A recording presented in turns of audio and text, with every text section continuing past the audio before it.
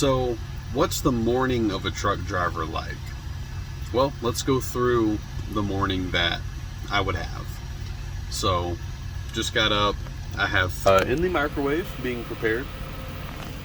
It's chicken thigh, so don't get excited. So first off, whenever you get up, the first thing you need to do is take yourself off of sleeping and go off duty. So we'll come over here to this little magic device, sleeping. We'll change that to off duty, and then it says you need 46 more minutes in sleeper berth to complete your rest. That's my 10-hour break. So I'm still gonna go off duty, because as long as you're off duty or on sleeper berth, it still counts. All right, so now that we have that done, still have about 40 minutes. Now we're gonna do the pre-trip on the truck, just to make sure everything's, still here. So it's off in the Kenworth. We have the light switches right here. Unlike there's my wife. This is a trip that I'm currently having to make. I'm up here in Mississippi. So unlike the Freightliner, the Kenworth has manual switches. There is no automatic on for your lights. It has running lights automatically, but the lights are manual, unlike the Freightliner, which has automatic lights. So we'll turn those on and we'll turn on the flashers. Now we'll go outside.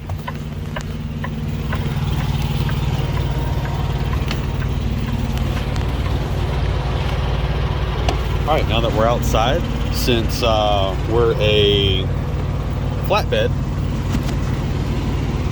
we have this big beautiful thing, which for the purposes of this, I'm also going to use this as I normally would.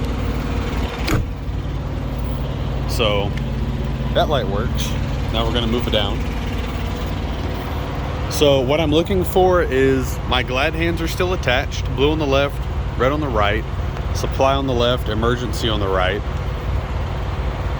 and my electrical wire is still connected.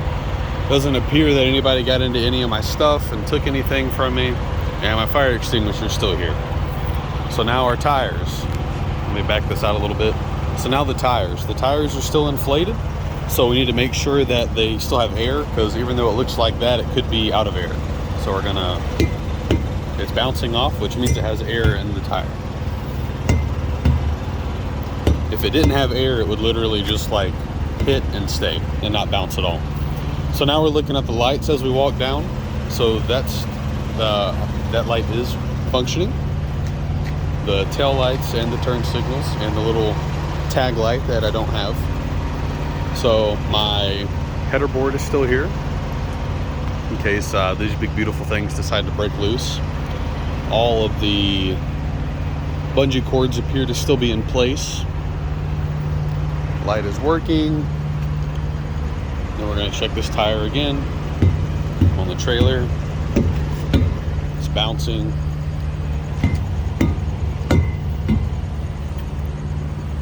All right, then the only other thing I have to check is back here, as far as my immediate trip around the vehicle. The tag light's working.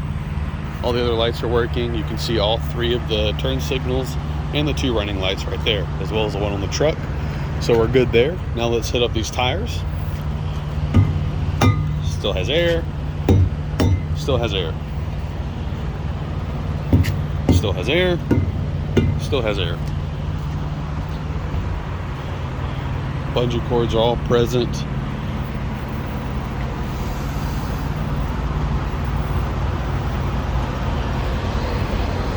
Then we're just going to walk around the front of the vehicle. Make sure all of the lights on the front are working. The marker light on the side is good. The turn signal's good. The headlight's good. Same on this side. And then my clearance lights are functioning properly. My tag didn't get stolen, so we're still good there. And obviously those tires have air. All right, so now we're going to return this. So we'll return this, the winch bar, and then now I'm going to put on a glove, because I have a chained load, which I'll go ahead and add pictures in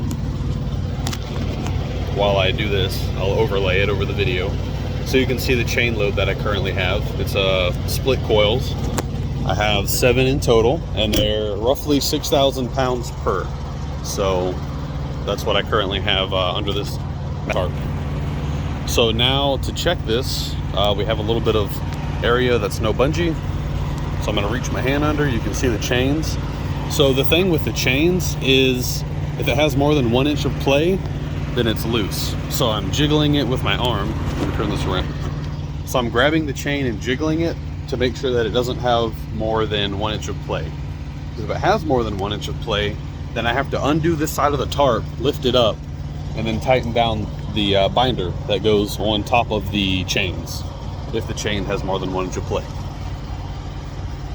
All right, so that's between the coils. There's a chain. All right, so the front coil's good. And check the back coil. And so these chains go all the way across to the other side, so it doesn't really matter which side I check it on, as long as I can check them. This one has 8 chains. I want to check most of them. So like this chain is loose. I'm jiggling it, so I'm gonna actually have to redo this one. It's one of the ones securing it towards the rear of my trailer. So that's fun.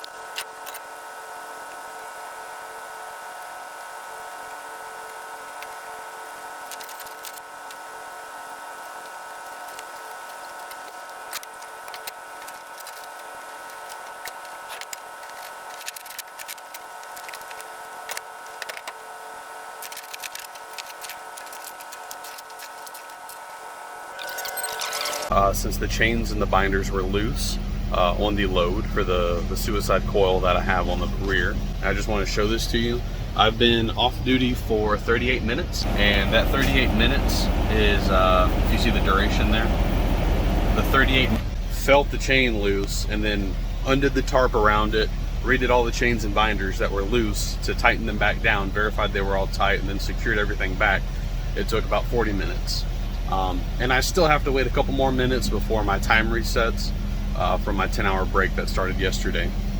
And then the food just finished in the microwave, so that's part of my morning. And then I'm gonna go in Love's and get some coffee, and I'll be on the road shortly. So that's kind of what a morning's like as a flatbed driver. That's what a normal morning for me at the moment looks like.